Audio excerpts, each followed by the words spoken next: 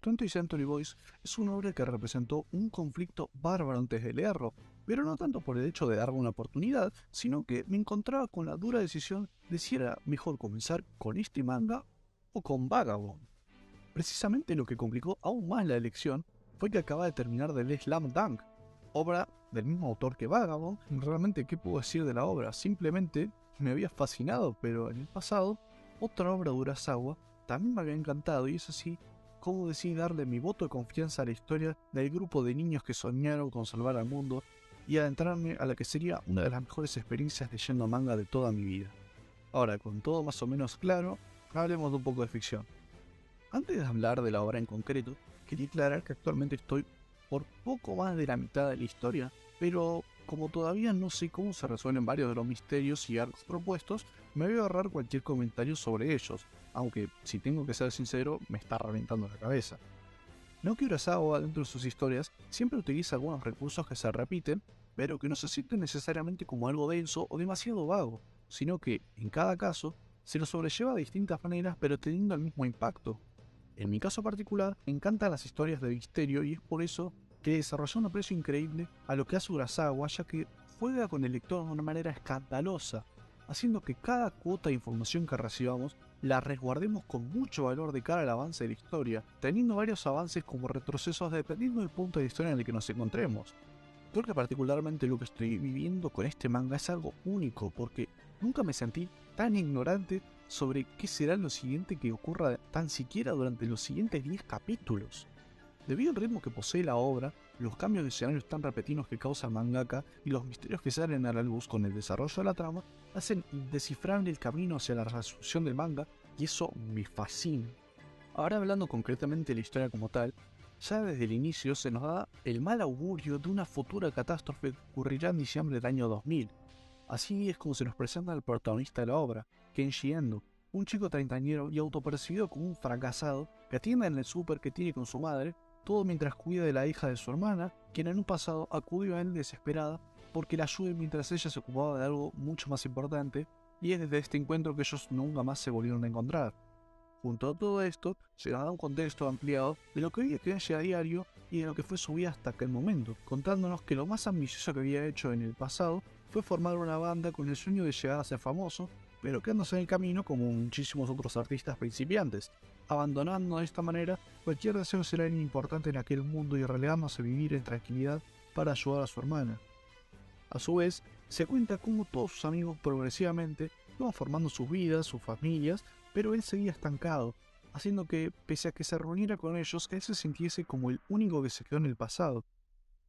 Mientras que se establecían las relaciones que tiene el protagonista, también se empezó a presentar cómo un culto de personas se reunía para encontrarse con un hombre llamado Amigo. Ahora, con todo el contexto que ya se nos dio, ver cómo Kenji de a poco investiga por su propia cuenta lo que hay detrás del culto creado por Amigo es que la historia de este modo empieza a adquirir un ritmo desenfrenado que no pararía, porque mientras más se nos informaba sobre los orígenes de Amigo y su extraña relación con su infancia, planteando gracias a los recuerdos de cada uno de los amigos de Kenji pequeños pedazos de información que complementarían el rompecabezas detrás de la verdadera identidad de aquel manipulador y sus planes para el futuro, es que la obra pega un plus grandísimo y nos hace querer saber qué es lo que va a pasar de ahora en más. Es producto de esto que Kenji iba elaborando teorías sobre quién podría ser Amigo, acompañando de esta manera al lector en el camino por descubrir los misterios, mientras que de a poco vamos percibiendo lo turbio detrás de la persona que se convertiría en el icono de todo el mundo.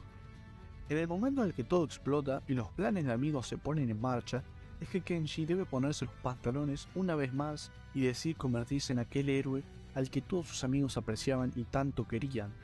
Todo lo provocado por Amigo lleva a Kenji a ser un fugitivo de la ley bajo el argumento de que es el causante de la propagación de un virus mortal que está azotando al mundo entero, siendo todo el mundo ignorante a su vez sobre la realidad en la que viven, porque Amigo es alguien en quien no pueden desconfiar, lo que incluso lo impulsó a crear un partido político que lo conduciría a la presidencia, obteniendo así cada vez más recursos con tal de ejecutar una nueva fase de su nuevo libro de las profecías. Es pese a todas las condiciones de mierda en las que vive Kenji, que él, incluso con el miedo de perder a otro ser querido, tal como pasó con Donkey en el pasado, les envía una carta a todos sus amigos contándoles sobre lo ocurrido y sobre lo que quiere hacer. pidiéndole su fuerza para derrotar a Amigo y detener el fin del mundo. Frente a esto, es que podemos ver cómo se pueden observar las diversas reacciones frente a esto, explorando la vida personal de cada uno de los amigos de Kenshi y su respeto hacia su amigo, pero incluso teniendo casos como los de Keromon, que no tuvo el valor de arriesgar su vida, lo que lo llevó a escapar de Japón por vergüenza de confrontar tan siquiera a aquellas personas que abandonaron a su suerte. Evito mencionar los casos de todos los miembros porque me tiraría bocha de tiempo, pero no quiero evitar darle reconocimiento a lo trabajado con Mon y sus acciones previas y posteriores a la Nochevieja Sangrienta, 8 y su vida a raíz de su exilio junto con sus consecuencias, y con Yoshitsune y cómo rompe con su vida rutinaria con tal de devolverle a sus seres queridos lo que ellos alguna vez le dieron, simplemente sin estos tres personajes. Una vez que todos se reúnen, es que tienen un último diálogo en el que asumen la responsabilidad de lo que están por comenzar, decidiendo que se convertirán en la esperanza de la humanidad. Así es como todos se paran frente al peligro y deciden comenzar la batalla final, y es justo acá que ¡pum! Timeskip. No me imagino lo que habrán atravesado los lectores de la obra de aquella época cuando vieron este caso. Me imagino que se habrán querido matar. Hasta acá voy a dejar las primeras impresiones porque si no me estiraría hasta todo lo que conllevan los acontecimientos en la sangrienta Nochevieja y el contexto que se vive en el presente producto de los fanáticos que consiguieron los representantes del Partido de la Amistad. Con todo lo presentado hasta este punto de la serie, es que lo más resaltable por sobre todas las cosas es el rol que Urasawa le da a sus secundarios, creando personajes que por más intrascendentes que parezcan, todos tienen su peso necesario dentro de la obra, siendo desde personajes que sirven como para avanzar en la trama o establecer nexos entre otros con tal de desvelar misterios, hasta aquellos con un peso esencial dentro de la obra debido a cuánto relacionados estén con la familia de Kenshi o con Amigo. Es fantástico cómo un tipo random que se presenta en un capítulo resulta de suma importancia de cara a la resolución de algún conflicto actual en el manga, demostrando el control que tiene el mangaka sobre varios de los aspectos de la obra, justificando varios huecos que encontramos con resoluciones a la altura. Es en parte por esto que no avanzo demasiado a lo que comenté, porque todavía hay cosas que no me cierran, pero que le tengo fe a que cuenten el lore detrás de todo, tal como sucedió en Monster, aunque claramente si veo algo que no me cierre, habrá que resaltarlo y tratarlo por lo que es, un error y punto. Es a raíz de todo el control que tiene el autor sobre sus personajes que el protagonista se ve tan potenciado, representando mediante la figura de Kenshi la de alguien real que tuvo grandes ambiciones, pero que no las consiguió todas al instante y que tiene que convivir en su día a día con el peso de sus propias acciones, condicionando con estas principalmente a su más cercano. Es por eso que siempre les pide a ellos que por favor no mueran, dándole esto un valor fundamental a Kenshi previo y posterior a la Nochevieja Sangrienta, tornando radicalmente el significado de su persona con el paso del tiempo tanto para los que lo conocían como los que no. Claramente Kenshi me parece un personajazo y ojalá que todo lo relacionado con él tenga un cierre a la altura de mis expectativas. Por otro lado, me guardé cualquier comentario sobre esto hasta este punto, pero llegó el momento de decirlo. El antagonista de esta obra, si tiene un final digno, va para un top 3 de mejores villanos de anime manga que vi. Amigo y todo lo que vuelve a su figura a lo largo de la historia es algo hilado fantásticamente bien, hasta el punto en el que voy de la obra.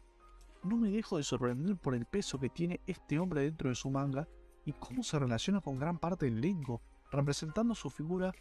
un antiguo trauma proveniente de la peor pesadilla imaginada que los viene a buscar para acabar con sus vidas.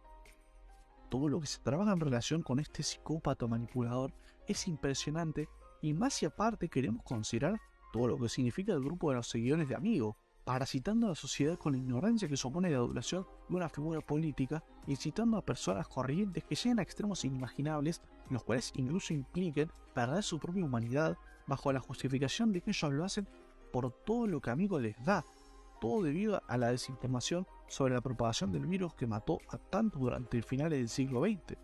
Además, lo impredecible que es la figura de Amigo es tan resaltable, ya que puede cambiar el rumbo de todo el mundo simplemente con unas pocas palabras o actos, producto de lo admirado que es a fin de cuentas, haciendo que tenga valores similares a lo que es Hisoka para Hunter x Hunter, pero siendo muchísimo más peligroso gracias al peso que tiene dentro de la sociedad y sobre sus opositores. No tengo más palabras para describir lo grande que es este antagonista hasta este punto de la obra, así que me reservaré para experimentar todo lo que se vendrá durante el final de esta fantástica historia. Estoy sumamente ansioso por conocer la resolución de esta obra, por todo lo que me está transmitiendo hasta este momento, y conociendo al autor, tengo mucho que esperar. Ojalá que todo avance orgánicamente y llegue a una conclusión a la altura del pedazo de historia que termina siendo 20th Century Boys.